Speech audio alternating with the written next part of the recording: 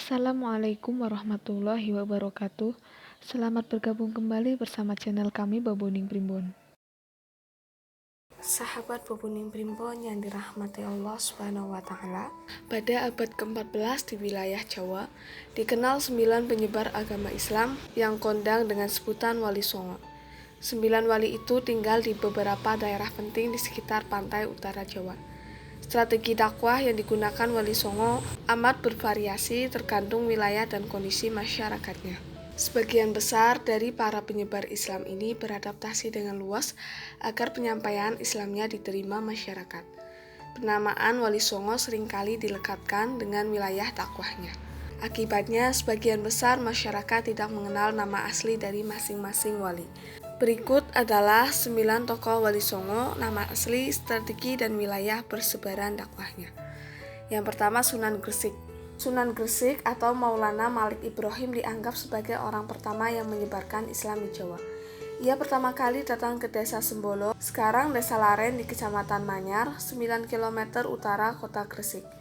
Strategi dakwahnya dimulai dari perdagangan yang dilanjutkan dengan pendekatan politik. Sunan Gresik kemudian menjalin hubungan dengan penguasa saat itu. Sunan Gresik juga mendirikan pesantren dan masjid untuk menyebarkan Islam. Keberadaan Sunan Gresik ini menjadi kontroversi.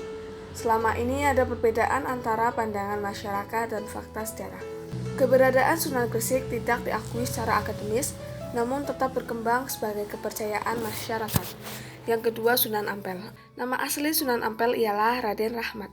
Sunan Ampel lahir pada tahun 1401. Wilayah dakwahnya berada di sekitar Surabaya. Ia juga memiliki pesantren Ampel Denta yang terletak di daerah Denta, Surabaya. Strategi dakwahnya yang terkenal adalah dengan mendidik para dai atau juru dakwah. Kemudian ia menikahkan banyak juru dakwah dengan putri-putri penguasa bawaan Majapahit. Yang ketiga, Sunan Kudus. Sunan Kudus bernama asli Ja'far Shadiq. Ia lahir pada tahun 1400. Wilayah dakwahnya adalah di Kudus, Jawa Tengah. Sunan Kudus terkenal tegas dalam menegakkan ajaran syariat Islam. Di masanya, ia dikenal sebagai pemenggal Ki Ageng Pengging dan Syekh Siti Jenar. Strategi dakwah yang digunakan Sunan Kudus untuk menyebarkan Islam adalah dengan mendekati masyarakat melalui kebutuhan mereka. Ia mengajarkan alat-alat pertukangan, kerajinan emas, membuat keris pusaka, dan lain sebagainya. Yang keempat, Sunan Giri. Sunan Giri bernama asli Muhammad Ainul Yakin. Ia lahir pada tahun 1442.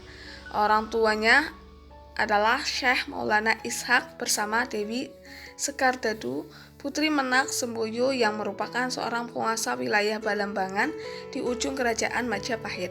Sunan Giri dikenal sebagai raja sekaligus guru suci. Ia berperan penting dalam pengembangan dakwah di Nusantara. Strategi dakwahnya yang terkenal adalah dengan memanfaatkan kekuasaan, perniagaan, dan pendidikan. Dengan cara dakwah tersebut, pengaruh Sunan Giri mencapai wilayah Banjar, Martapura, Pasir, Kutai, hingga Nusa Tenggara dan Maluku. Yang kelima, Sunan Gunung Jati. Sunan Gunung Jati mempunyai sebuah nama asli Syarif Hidayatullah. Ia lahir pada tahun 1448 di Kairo, Mesir. Di Mesir, ia adalah putra Sultan Hud dan pernah menjadi pangeran untuk penerus Raja Mesir menggantikan ayahnya, tetapi ia menolak dan memutuskan untuk menyebarkan ajaran Islam dengan ibunya di wilayah Jawa. Strategi dakwah yang dilakukan Sunan Gunung Jati adalah dengan menguatkan kedudukan politik. Ia menjalin hubungan dengan tokoh-tokoh berpengaruh di Cirebon, Banten, dan Demak untuk memuluskan dakwahnya. Yang keenam, Sunan Kalijaga. Sunan Kalijaga atau Raden Said lahir pada tahun 1450 di Tuban. Ayahnya adalah Tumenggung Wali Tikta, Bupati Tuban. Strategi dakwah Sunan Kalijaga amat terkenal melalui seni dan budaya. Ia piawai mendalang menciptakan bentuk-bentuk wayang dan lakon-lakon carangan. Yang ketujuh, Sunan Muria. Sebagai putra Sunan Kalijaga, Sunan Muria yang bernama asli Raden Umar Said atau Raden Said mewarisi darah seni ayahnya. Ia lahir pada tahun 1450 dan dianggap sebagai sunan termuda di antara para wali songo lainnya. Dalam menyebarkan Islam, Sunan Muria melestarikan seni gamelan dan boneka sebagai sarana dakwah. Dia menciptakan beberapa lagu dan tembang untuk mempraktikkan ajaran Islam. Yang kedelapan, Sunan Bonang. Sunan Bonang lahir pada tahun 1465 serta nama asli Raden Maulana Makdum Ibrahim. Ia adalah putra Sunan Ampel dengan Nyai Ageng Manila. Julukan Sunan Bonang berasal dari salah nama desa di Kabupaten Rembang, yaitu Desa Bonang. Sunan Bonang dikenal amat pandai dengan ilmu fikih, usuluddin, tasawuf, seni, sastra, arsitektur, dan lain sebagainya. Wilayah dakwahnya adalah daerah Kediri. Di sana ia mengajarkan Islam melalui wayang, tembang, dan sastra sufistik. Karya sastra terkenal yang digubah Sunan Bonang adalah Suluk Wujin. Yang kesembilan, Sunan Derajat. Sunan Derajat memiliki nama asli Raden Kasim atau Syarifuddin. Ia lahir pada 1470 dan merupakan putra bungsu Sunan Ampel dengan Nyai Ageng Manila. Wilayah dakwahnya berada di Paciran, Lamongan.